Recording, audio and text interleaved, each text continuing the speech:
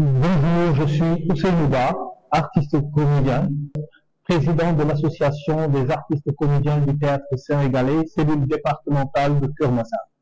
L'Arcos Keur-Massar, donc départementale de Keur-Massar, est né le 28 août 2021, ici à Keur-Massar, après une assemblée générale qui a été tenue le même jour et après élection d'un bureau.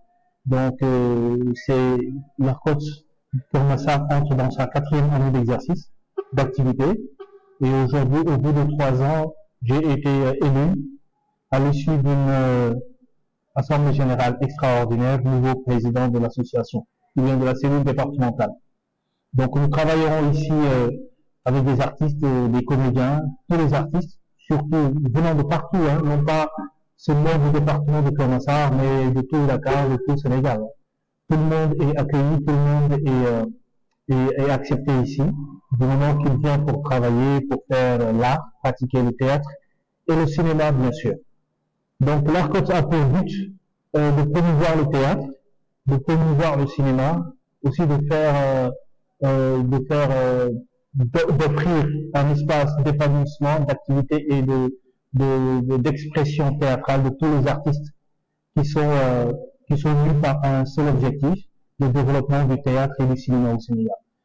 Nous avons 2 jours de répétition par semaine, les lundis et les jeudis, à partir de 17h, de 17h à 20h. Donc, nous avons des activités que nous menons, des répétitions, des créations, des ateliers, des formations. Nous avons un directeur artistique que nous avons nommé. Le directeur artistique est aidé dans sa tâche par d'autres metteurs en scène.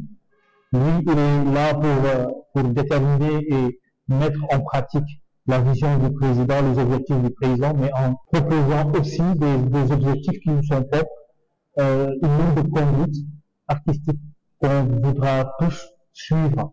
Donc, c'est ça en fait l'Arcos Keur-Massar. Donc, pour les répétitions, nous avons différents plateaux, parce que j'ai demandé à ce qu'on fasse une subdivision des activités. Ce n'est pas seulement un plateau sur lequel tout le monde travaille, mais c'est différents plateaux. Il y a des sections, la section chant, la section danse, la section jeu d'acteur, la section slam et la section création. Donc toutes ces sections-là, tous les lundis, n'est-ce pas, sont ouvertes pour aider les artistes. Si tu es aujourd'hui à la danse, demain tu seras au chant, après demain tu vas faire les jeux d'acteurs, les instruments, il y a même la section instruments. Donc, en gros, c'est ça l'activité de Keur-Massar. Donc, notre objectif, comme on dit, on a comme objectif déjà de participer dans la société, dans la communauté. Nous avons 4 dates clés qui sont le 8 mars, le 27 mars, le 5 juin et le mois de décembre qui coïncide au mois du Festival international du théâtre de Keur-Massar.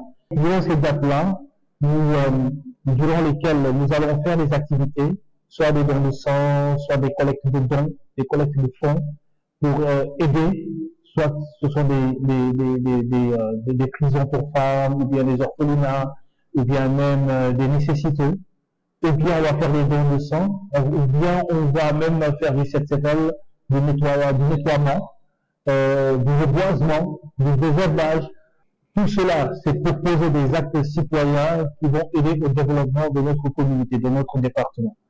Mais surtout, le Festival international du théâtre de Keur-Massar, qui est un festival annuel que nous allons mettre en place avec l'aide et le soutien de différents organismes étatiques, des organismes non gouvernementaux, des personnes de bonne volonté, des institutions étatiques ou non étatiques. Donc, ce sera un festival qui va regrouper tout le monde, juste pour faire vivre le théâtre et le cinéma durant ce festival pour les populations du Keur-Massar.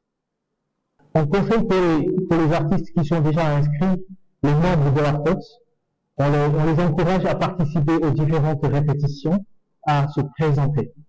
Parce que une association ne peut vivre que par la présence, l'activité de ses membres. Il ne sert à rien d'être un membre de l'Arcos et être invisible. Un membre qui ne se présente jamais, qui ne vient jamais, qui n'est jamais aux répétitions, ce membre-là, il est fantôme. Il ne sert à rien à l'association. Un membre qui s'y connaît en communication, qui s'y connaît en théâtre, en art, qui s'y connaît en organisation, qui se connaît en beaucoup de choses, ou bien dans un domaine particulier, mais qui n'est jamais présent, on ne pourra pas savoir s'il est compétent dans ce domaine, ou même s'il est compétent, on ne pourra pas profiter de son expertise ou de ses connaissances. C'est ça le problème en fait. Donc, la première des choses, le premier objectif que nous avons, c'est de faire en sorte que tous les membres de l'ARCOT se présentent, soient présents, viennent participer, viennent jouer leur rôle, jouer leur partition. La raison pour laquelle nous avons mis vraiment on n'a pas mis le règlement sur place, on a trouvé ce règlement intérieur de l'ARCOT national que nous avons appliqué. Ça veut dire quoi? Ça veut dire que tout le monde qui reste durant un délai sans venir n'est plus considéré comme membre de l'ARCOT. Il est exclu d'office.